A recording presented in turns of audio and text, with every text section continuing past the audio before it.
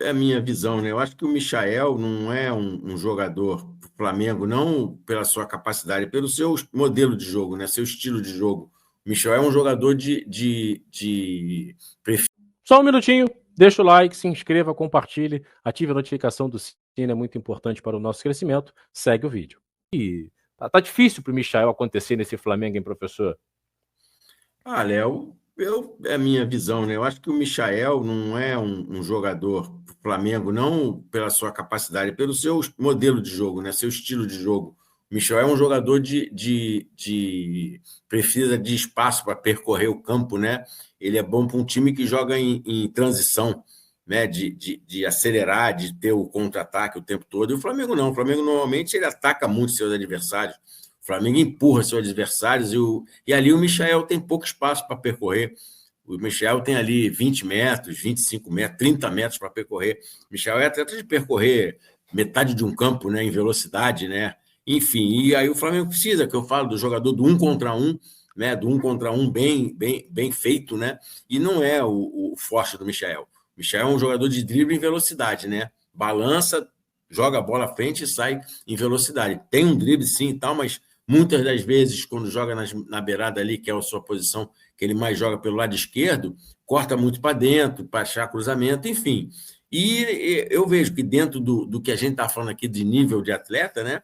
Eu acho que para o estilo de jogo e o nível de atleta, né? E aí não é o estilo de jogo do Felipe Luiz, é uma característica do clube como um histórico, né? De modelo de pressionar o seu adversário, empurrar o adversário para trás, não é a melhor característica de jogo para o Michael.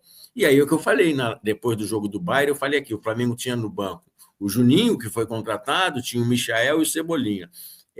Jogadores com um nome e tal, e você fala assim, qual foi o torcedor flamenguista que durante o jogo falou assim, pô, você tem que botar o Michael, tem que botar o Cebolinha, tem que botar o Juninho. Acho que ninguém pensou nisso. No Pedro, por mais que a característica do jogo, dentro da minha ótica, não fosse um jogo para o Pedro, muita gente pensou, pô, bota o Pedro faz gol, o Pedro é artilheiro e tal, mas esses outros jogadores ninguém pensou. Então a dificuldade é muito grande e eu penso que para o Flamengo hoje, para os atletas também, aparecendo uma oportunidade de mercado bacana, seria bom para esses atletas. Eu acho que você falou do Juninho, o Juninho deve estar doido para sair. Doido para sair, porque a coisa não encaixou, né? Ele, vamos dizer assim, né? Falando bem, um termo bem que não é comum no futebol, ele é muito maltratado no clube, né? Não pelo clube, mas quando entra em campo, a torcida não gosta, ele é muito criticado, entendeu? Então, a maneira de falar que ele é maltratado no clube é isso. Não tem o carinho da torcida, a torcida não abraçou, porque ele não teve grandes atuações, porque não teve uma sequência, porque ele jogou. Ah, Marcelo, como é que vai dar uma sequência com um jogador que entra e entra mal? Será que ele entra mal porque ele é mal ou se ele é quem entra mal porque não tem sequência? É difícil você saber isso. É difícil você entender. Para a gente ter uma informação melhor, a gente teria que estar acompanhando os treinamentos. Falar assim, cara, o Juninho não entra que o Juninho está treinando muito mal, o Juninho não dá resposta.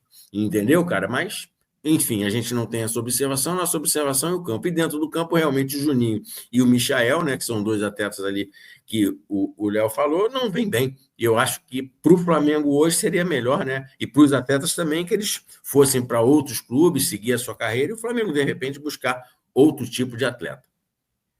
E aí, professor, até dentro disso que você fala do Michael, né, teria contratado o Michael, professor? O senhor que montou muitos elencos, né?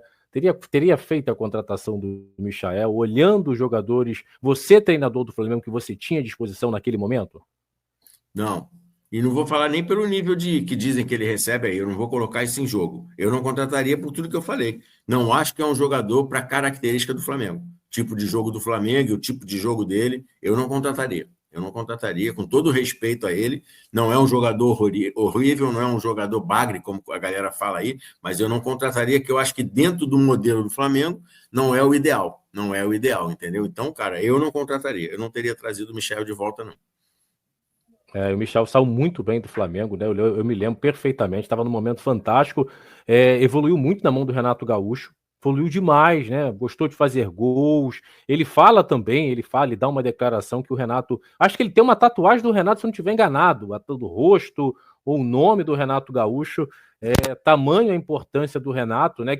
Muita gente fala do Renato, mas a galera não lembra. O Renato foi um jogador, né, de seleção brasileira a nível realmente altíssimo. Né? Jogava muita bola o Renato Gaúcho, jogava muita bola. Né? E ele ajudou muito o Michael né, a gostar de fazer gols, né? Eu me lembro perfeitamente, né? Não só correr, não só dar assistência, mas gostar de fazer gol, né? E o Michael, antes de ir para o Al Hilal, né, ele estava fazendo muitos gols, cara, fazendo muitos gols, entrando, pisando, sendo um jogador importante, tanto que na época, né, eu fui contrário não, mas eu falei, pô, não acho legal vender o Michael, né? Mas aí falaram que foi uma boa venda e tal, enfim. Mas era um jogador realmente muito importante. E hoje, de fato, não está acontecendo. Ele tem aquele lance também da cabeça, né? O Michael tem esse problema, né? Um jogador que precisa ser mais abraçado, enfim, tem essa questão psicológica que também às vezes acaba pegando, né, para o Michael dentro de campo, e de fato realmente é um Michael que não aconteceu com a camisa do Flamengo, infelizmente, até porque eu vejo o Michael, né, sendo um jogador de velocidade, jogador que poderia ser importante, mas parece que a confiança do Mischa tá lá embaixo, né? Um outro também é o próprio Cebolinha, né, professor? Desde que machucou, no ano passado também não consegue, né, engrenar, vai muito parecido com o Michael. Já vê o Cebolinha diferente do Michael, professor? Um jogador com mais recurso, né, dá para recuperar, é utilizável olhando o restante da temporada? Diferente, é um jogador diferente. Eu acho que tem mais recurso que o Michael. E quando você fala ali, Léo, eu estava pensando, né? Você vê, quando você fala e concordo, quando ele estava na mão do Renato, e é o treinador, cara. O treinador usar o atleta, trazer o atleta para perto de você. E a mesma coisa o Cebolinha. O Cebolinha, o grande momento da carreira do Cebolinha, o Tite era o treinador da seleção brasileira, convocou ele foi um dos melhores jogadores na Copa América. E aí o Tite chega no Flamengo, o Cebolinha estava mal, e o Tite chama ele, puxa ele para o teu lado e o Cebolinha começou a jogar bem novamente. Então é isso, cara, é ter esse entendimento de você trazer o atleta para você, entender o atleta, conversar com o atleta, buscar melhores posicionamentos, melhor forma dentro do contexto de time, para você utilizar esse atleta. Agora, eu querer utilizar, né, um atleta dentro de uma ideia em que a característica do atleta não me dá isso, eu não vou, é muito difícil conseguir. Você tem que virar o atleta de cabeça para baixo, mudar tudo, entendeu? Então, ter esse entendimento. Ele não tem que fazer só o que ele quer, mas ele tem que fazer muito mais o que ele quer do que eu quero. E eu tenho que fazer algumas coisas que ele entenda e que ele consiga fazer. E não chegar e atropelar todas essas ações do atleta porque eu quero. Eu quero, mas o cara não é capaz de fazer. Então, você tem que ter esse entendimento. E esse equilíbrio é o ideal. Então, o Renato Gaúcho, como você falou muito bem, abraça o Michael, o Tite abraça o Cebolinha, né, no sentido de dar moral, de insistir, botar o cara num momento bacana e o cara evolui. Porque é o que eu falei, é muito fácil. Eu acho que isso, Léo, eu penso muito isso, porque, como eu falei, como eu sou um cara que baseiro, que eu falo, que eu trabalhei muito na base, com muitos atletas, cara, eu tenho isso comigo, cara. Eu tenho, por obrigação, tentar trazer o atleta, resgatar o atleta, ver o melhor do atleta. E não simplesmente por estar num clube tão grande como o Flamengo, que tem um poder econômico muito forte, que eu falo, troca, até eu achar um que vai encaixar, entendeu? Se eu tenho bom material humano ali, eu tenho uma mão de obra muito boa, então eu tenho que melhorar essa mão de obra. E às vezes não é nem um atleta, às vezes a culpa é minha. E eu tenho que olhar para dentro de mim também. Eu tenho que fazer a minha avaliação também. Não só jogar para os outros. O atleta não faz o que eu quero, não joga como eu quero, não está fazendo como eu penso. Ok, é uma troca ali. É uma associação das suas ideias com o que o atleta pode te dar. E aí você montar o melhor modelo, o melhor esquema com os melhores atletas para executarem o que você pensa.